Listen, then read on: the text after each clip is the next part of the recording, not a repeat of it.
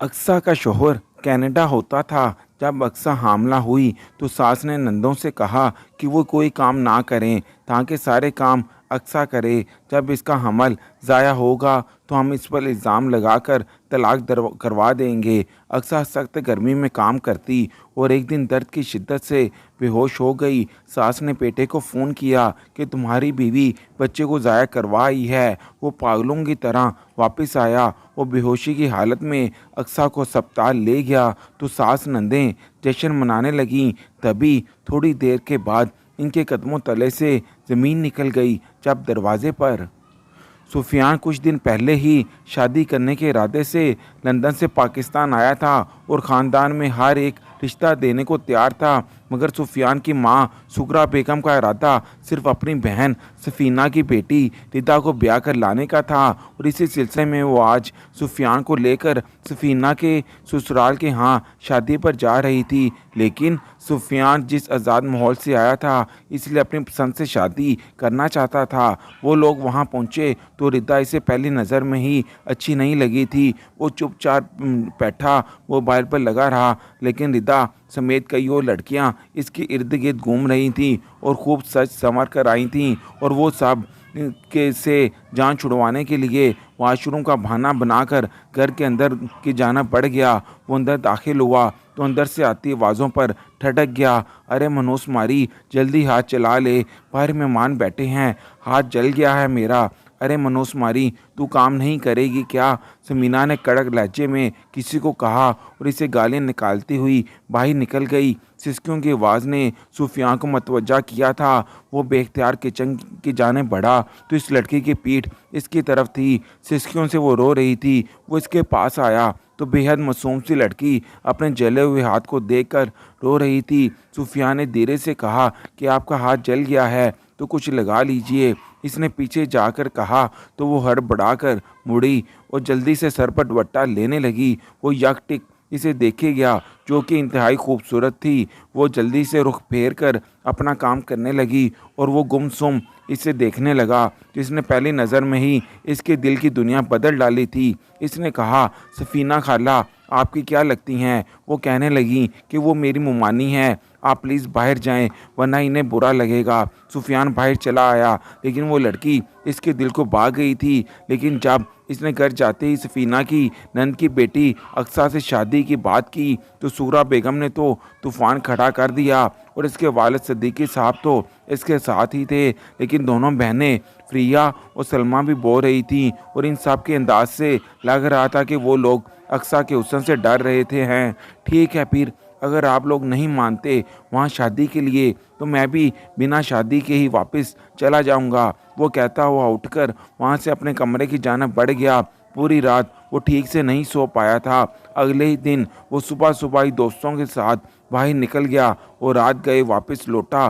सुगरा ने खाने का पूछा मगर वो इनकार करके सोने के लिए चला गया। सूरा को ये डर भी लाक हुआ था कि कहीं बेटा किसी अंग्रेज़ मेम से शादी ना कर ले, फिर कभी वापस नहीं आएगा। अगले 2-3 दिन भी सुफियान की ही रूटीन रही और फिर तीसरे दिन सुबह सुबह ही सुगरा ने इसे आड़े हाथों लिया मगर वो चुपचाप सर झुकाए सुनता रहा। सुगरा ने इसे शाम को रिदा की तरफ जाने को कहा तो मजबूरन इसने हाँ कर दी। वहाँ जाकर वो बेजार शक्ल बनाए बैठा रहा और रिदा बार बार इसके आसपास मंडला रही थी मगर इसने एक बार भी निगाहें उठाकर ना देखा। वहाँ जाकर जब सुगरा बेगम ने अक्सा का हाथ मांगा तो सफीना ने बैंड डालने शुरू कर दिए और साथ अक्सा की मां को गालियां निकालने लगी जो कि इस दुनिया में नहीं थी। अक्सा जो कि चाय लेकर इधर ही आ रही थी, सफीना इसकी तरफ लपकी और इसकी चोटी से पकड़कर बेदर्दी से मारने लगी। कहने लगी, करम जली मेरी बेटी की जगह लेने का सोच रही है,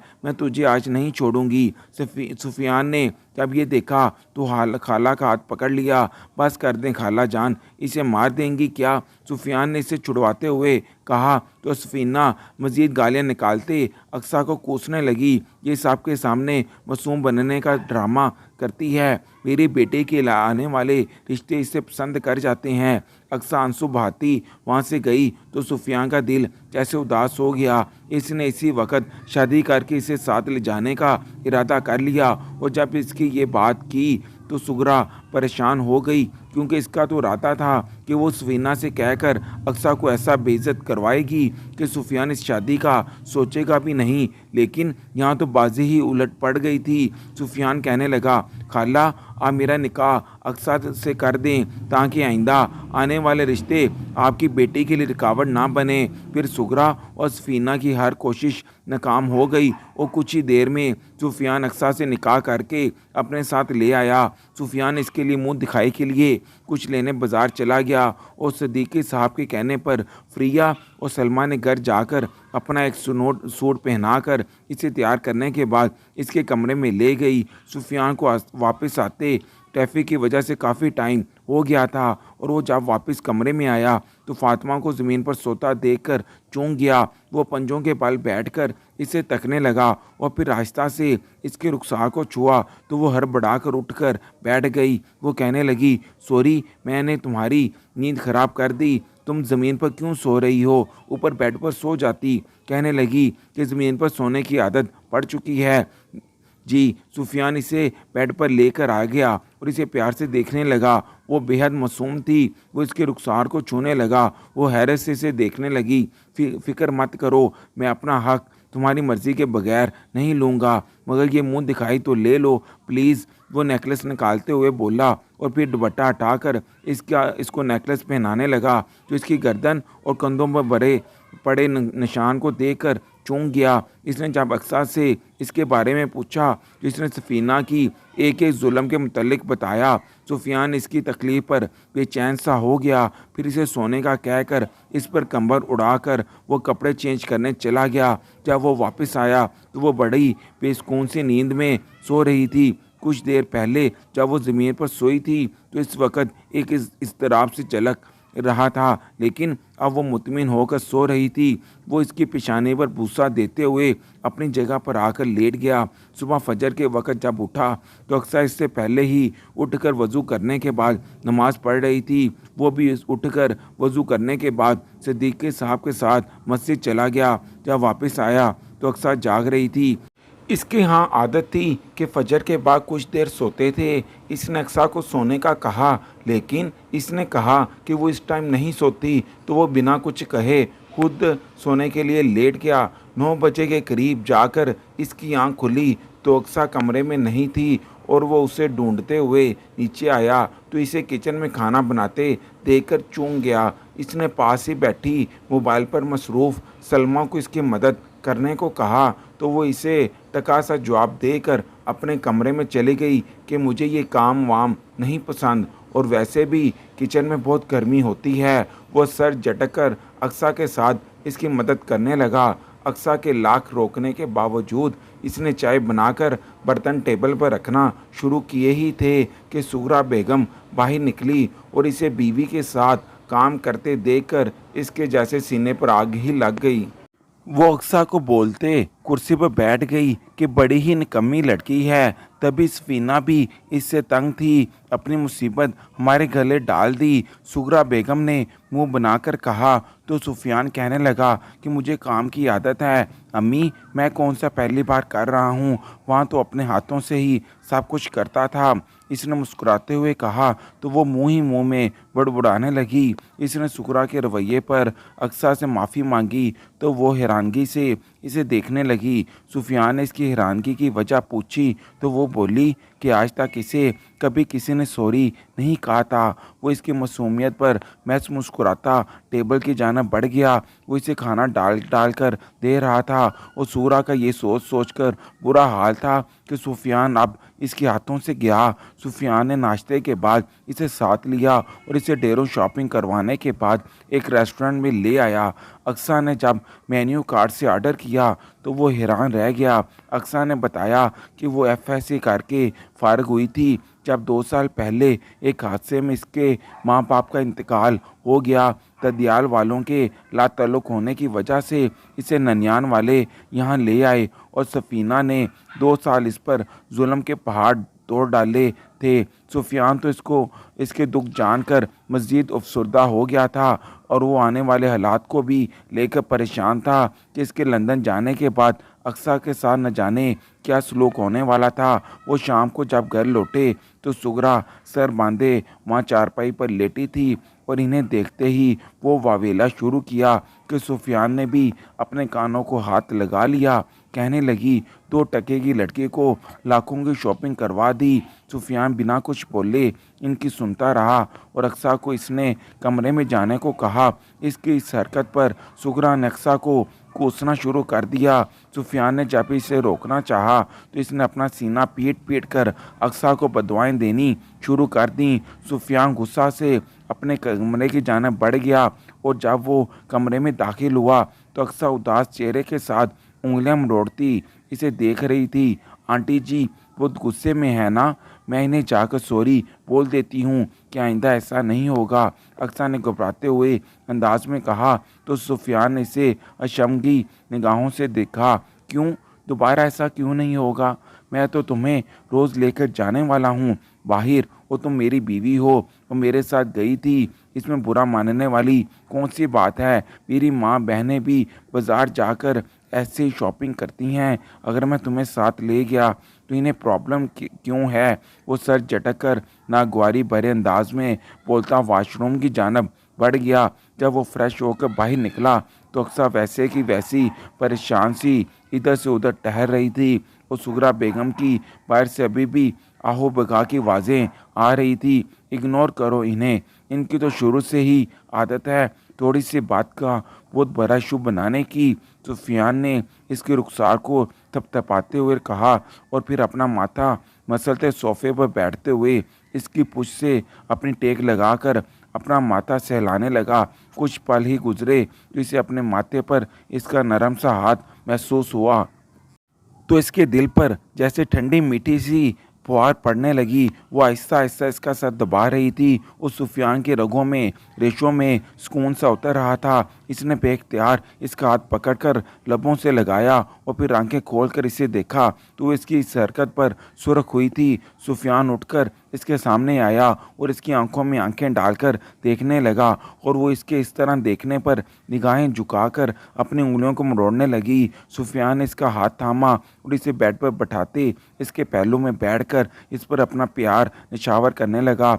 अगली सुबह बहुत हसीन थी और सुफियान की कुर्बन ने अक्सा के हुस्न को मज़ीद निखार दिया था।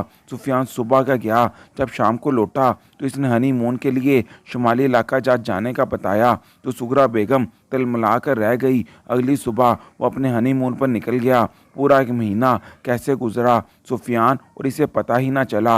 हनीमून से वापस आने के 2 दिन के बाद सुफियान की वापसी थी और 2 दिन के बाद जब वो लंदन वापस जाने लगा तो इसे अपने पीछे इसे छोड़ने पर इसका दिल न जाने क्यों डूब सा रहा था और कुछ अक्सा इसके जाने का सुनकर बहुत अफसुर्दा थी। वो दिल पर भारी पत्थर रखे लंदन के लिए निकल गया। सुफियान लंदन तो चला गया मगर दिल पाकिस्तान ही छोड़ आया था। इसके दोस्त यार इसे उदास देखकर वजह पूछते तो वो चुप हो जाता। फिर रोज़ सुगरा बेगम इसकी शिकायतें लगाती और वो सिर्फ सुनता मगर इसने कभी ना इन्हें टोका कि कहीं वो इसकी बात की वजह से अक्सा पर जुल्म ना ढाएं और ना ही इसने अक्सा से कभी पूछा क्योंकि वो जानता था कि अक्सा कैसी है। रोज़ घंटों इसे बातें करता अपने सुकून तलाश करता था और अपनों के बगैर परदेशियों की कोई ज़िंदगी नहीं थी। यूं ही रूखी फीकी ज़िंदगी गुजर रही थी कि एक सुबह सुगरा का फ़ोन आया कि तेरी बीवी मां बनने वाली थी और वो अपना हमल ज़ाया करवा कर किसी और के साथ भाग गई। वो इसे फ़ोन कर के पागल हो गया मगर इसका नंबर ही नहीं मिल रहा था। वो अपना टिकट करवा कर 1 हफ्ते के बाद पाकिस्तान पहुंचा तो सुगरा इसे देखते बैन डालते हुए अक्सा को बददुआएं देने लगी। वो साकत खड़ा था और वो बिना कुछ कहे कमरे में आया तो इसकी महक इसकी यादें कमरे में रची बसी थीं। वो घबरा कर उठा और छत पर जाकर चारपाई पर लेटकर तारों से भरे आसमान को देखने लगा। इसे लेटे कुछ देर ही हुई थी कि इसे ऐसा महसूस हुआ कि इसे कोई आस्था से पुकार रहा है। इसने जब सर उठाकर देखा तो साथ वाली हमसाई के बहू थी। वो उठकर पास गया तो इसने बताया कि इस 1.5 महीने में सुगरा बेगम ने अपनी बेटियों के साथ अक्सा पर बहुत जुल्म किए मगर वो इनके आज जुल्म को सहकर भी खामोश रही और रोज़ सुगरा बेगम इसे सताती थी मगर वो चुपचाप घर का काम किए जाती थी। जब सिद्दीकी साहब घर होते थे तो वो कुछ लिहाज कर जाती थी, मगर इनके जाने के बाद वही जुल्म जारी हो जाता था। और इसके हमला होने का सुनकर सुगरा बेगम ने ये तक कहा कि ये बच्चा नाजायज़ है। इनकी इस बात पर वो पहली बार इनके आगे बोली तो उन्होंने इसे बड़ी बेदर्दी से थप्पड़ मारे और इसे घर से बाहर निकाल दिया। इस दिन सिद्दीकी साहब शहर से बाहर गए हुए थे। वो पूरी रात इतनी सर्दी में बरसती बारिश में भीगती रही, इनसे दरवाज़ा खोलने की दरख्वास्त करती रही, मगर इनको रहम नहीं आया। सुबह को जब वो दरवाजे पर ही बेहोश हो गई तो मैं एम्बुलेंस मंगवा कर इसमें डालकर हॉस्पिटल ले गई और इसका रात भर सर्दी की वजह से अमल ज़ाया हो गया।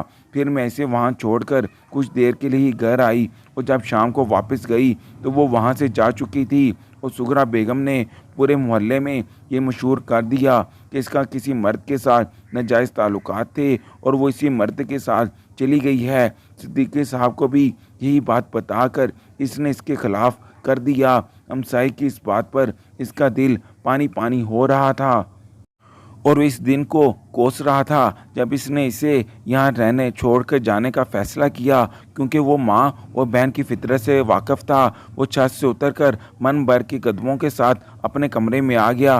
पूरी रात वो रोता रहा और सुबह होते ही वो इसे ढूंढने निकल गया। इसने हॉस्पिटल के आसपास कई जगहों पर इसे तलाश किया, मगर वो इससे ना मिली। इसने पुलिस से मदद लेने का फ़ैसला किया और जाकर इलाके के SHO को इसकी तस्वीरें दी तो उन्होंने यकीन दहानी करवाई कि वो इसे ढूंढने में ज़रूर इसकी मदद करेंगे और वो इसे ढूंढने में ज़रूर इसकी मदद करेंगे। और वो जब वो काम चुपचाप करवा रहा था तो और इस दिन भी वो मायूस था। घर लौटा तो सामने बैठी रिदा और सफ़ीना को देखकर इसका मूड ख़राब हो गया। वो सलाम दुआ के बाद अपने कमरे में फ़्रेश होने के लिए चला गया और नहाकर जब निकला तो रिदा इसके बेड पर लेटी सामने लगी LCD पर एक मूवी देख रही थी।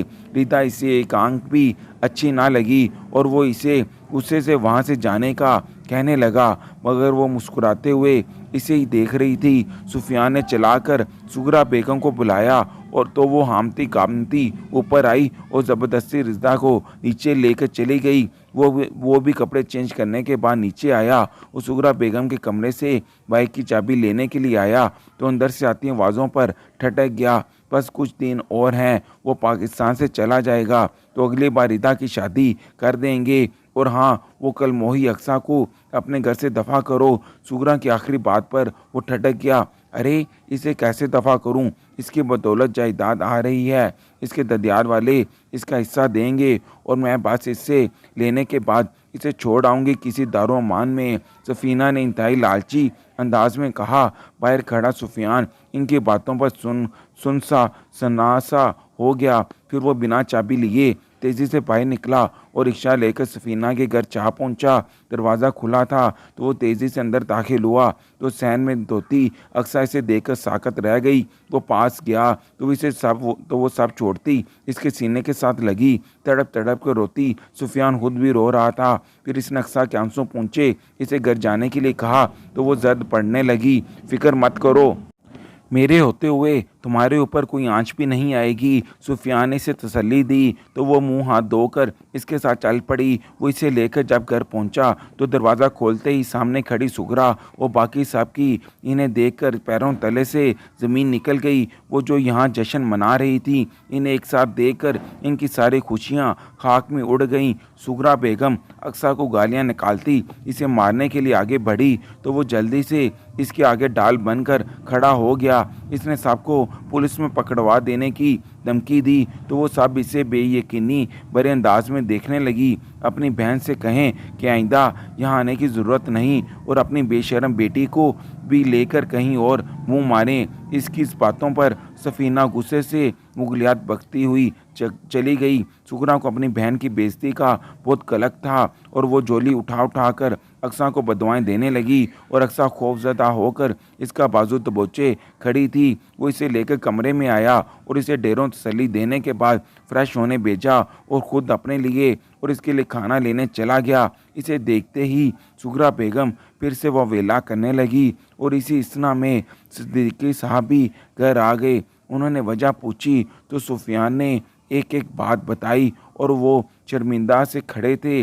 वो रोटी लेकर कमरे में आया और दोनों ने बैठकर बड़े ही दिनों के बाद पेट भरकर खाना खाया था। इसने रात को इससे शिकवा किया कि इसने अपने ऊपर होते जुल्म का इसे क्यों नहीं बताया, तो वो बोली कि इसे परदेश में परेशान नहीं करना चाहती थी। सुफियान इसे देखकर हैरान रह गया कि वो इतने अरसे में ही इसकी परेशानियों को समझ गई, मगर सुगरा बेगम माँ होकर नहीं समझ पाई थी। अगले दिन वो सुबह उठा तो वो चोलन को बुलवा कर सलमा और फ्रिया के रिश्ते लाने को कहा, तो वो सब बहुत खुश हो गई और दिल खोल के इन्हें शॉपिंग करवाई। मगर शादी के दिन इसने रुखसत करते हुए कहा कि इस घर में मेहमान बनकर आना तो दरवाजे खुले, वरना इनके लिए दरवाजे बंद हैं। इसकी इस बात पर भी काफ़ी तमाशा हुआ, मगर अब वो इन तमाशों का आदी हो चुका था। फिर एक दिन एक बड़ी सी गाड़ी में एक सूटेड बूटेड आदमी इनके घर आया, जो कि अक्सा का चाचा था।